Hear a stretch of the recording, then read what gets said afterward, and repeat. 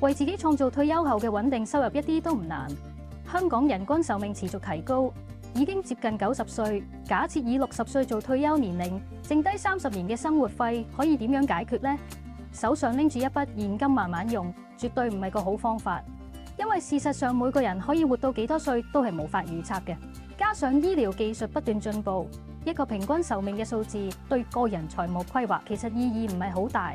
其實喺而家嘅減息潮下，要逆市增值財富，仲可以為自己未來退休生活創造一個穩定又持續嘅收入係有方法嘅。呢個就係我哋成日聽到嘅自製長糧。而家嘅理財產品已經可以做到一次性供款，就可以擁有終身保障，而且每個月派息自製退休金，每年派息更高達5%到120歲，呢個先係真正無憂嘅退休方案。如果大家想了解更多關於退休規劃同點樣自製長糧，歡迎隨時聯絡我，等我按照你嘅需要，為你制定最適合你嘅方案。